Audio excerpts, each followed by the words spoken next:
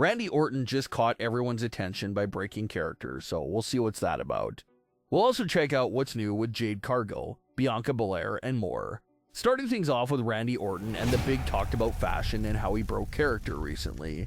Several superstars attended the LA Coliseum recently for an event, and over on Kim Orton's Instagram page, she posted a picture of Randy Orton posing with Drew McIntyre and Sheamus. That picture was a little immersion breaking for fans because sure, Randy's character is cool with Sheamus at the moment, but he's certainly not cool with Drew McIntyre. Drew just tried to kick Randy's head through the commentary table a few weeks ago and attempted to end Randy's career by doing that. So for them to publicly post a picture hanging out together, that's definitely immersion breaking and character breaking to what we've been seeing on television. So the hardcore fans did have an issue with that picture being posted like that. As far as things go with Randy in the ring right now, he's currently assisting Cody Rhodes in the fight against Seth Rollins and The Vision.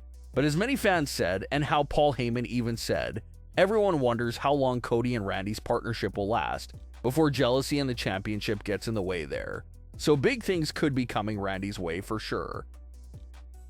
The botched pinfall during the Women's Championship triple threat match is still one of the most talked about things right now, and fans are still trying to figure out what exactly happened there. Well, fans did some digging, and they think they found out what went wrong and who's to blame. During recent house shows, Stratton, Cargill, and Jax have all been facing each other in a triple threat match, and they've been using a very similar finish in all those matches. The finish for those live event matches featured Jade Cargill fully knocking out Jax, but Tiffany Stratton comes flying in to kick Jade off Jax and quickly steal the pin from Jade's hard work. That's the finish that they've been doing at live events, and upon reviewing the SmackDown triple threat match, fans feel like that was the planned finish there for that television match as well. Things just didn't go smoothly. Jade Cargill knocked out Jax on SmackDown and went for the pin. It looks like Tiffany was supposed to get there a bit earlier to do the dropkick to get Jade off and steal that pin. But with Tiffany getting there a bit late, it looks like Jax wasn't sure if Tiffany was going to make in time, so Jax kicked out herself because it looked like Tiffany was running late. So Jax kicks out and then Tiffany comes by a second later with the dropkick to get Jade off Jax. That's the finish right there. Tiffany is supposed to get the 3 count by kicking Jade off and pinning Jax. But considering that Jax had just finished kicking out of Jade's pin, it wouldn't make any sense if Jax gets covered by Tiffany seconds later and then stays down for the 3 count. It looks like that was the main issue here, and that's why the referee was also a bit thrown off as well. Jax had just finished kicking out of Jade's pin. It wouldn't make any sense for Jax to take a 3 count for Tiffany after she had just finished kicking out. So it seems like that's the moment that really caused the entire mess.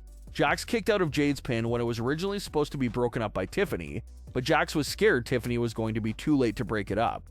So she kicked out and that created the entire situation. Fans are heavily split on the messy situation. Some say that Jax kicked out way too early and how she should have gave more time for Tiffany to get in there and break it up. Some fans think it's on Tiffany and that she was a bit late to break up the pin.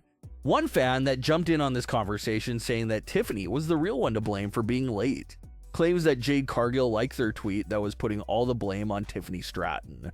Of course, no one can see who liked a post besides the original poster themselves. So it's kind of impossible to verify and know if Jade really did like that tweet, or if it was photoshopped and fake. But apparently if Jade really did like that post, then that appears to be confirmation of what went wrong, that Tiffany was apparently late, and Jade is agreeing with that. The changed finish does have a big impact on the characters as well. If the original planned finish went through, that would have been kind of heelish for Tiffany's character to do.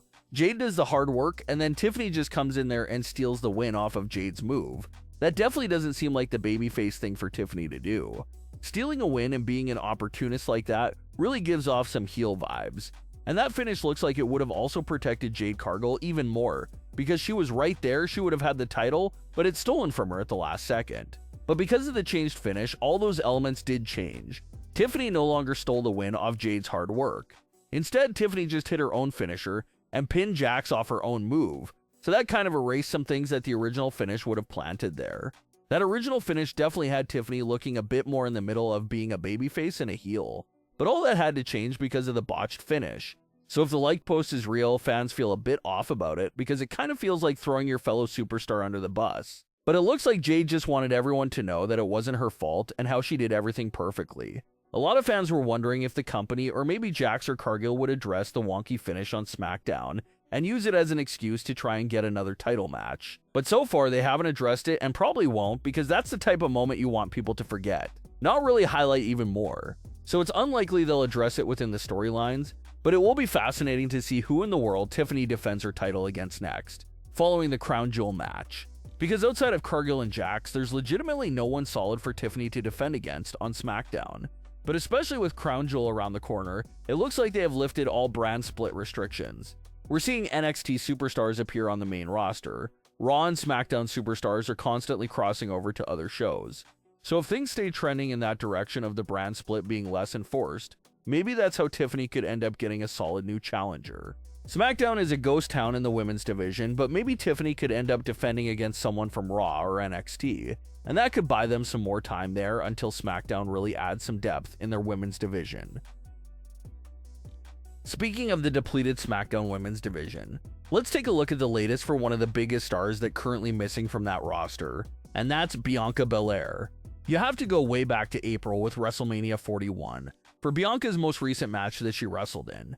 Bianca was in the middle of that Women's World Championship feud. Tensions were very high. The crowd started shifting against Bianca, making it seem like there was about to be a big character change there. You also had the big story between Naomi and Jade Cargill that was going on back then that Bianca was also still a part of. So a lot of things were turning gears there involving Bianca Belair. But during that WrestleMania match in April, Bianca suffered what she believed at the time was multiple broken fingers. And at first everyone figured that it was just some broken fingers. Maybe she'll miss a little bit of time, but we'll be right back in action. Well, that was 6 months ago, and Bianca is still nowhere to be seen or even heard from with any type of solid update. Bianca did say in an interview during the summer that if it continues not to heal in the right way, that surgery was on the table as a needed option. Well, now reports are claiming that not only was it broken fingers, but that allegedly Bianca's knuckles were severely damaged during the April injury as well, and it's appearing to be much more serious than originally thought. Over the summer, there was a report that Bianca's return was imminent, but as we know, that never happened, and this injury continued to linger. So it's absolutely horrifying to hear that the hand injury is much more severe than originally anticipated. There's no timetable or anything solid out there right now regarding a return time for Bianca Belair, so we'll have to continue to wait it out and see where that goes. But what are your thoughts on today's stories? Leave your comments below, don't forget to subscribe with all notifications on, and leave a like if you enjoyed. Thanks for watching, guys.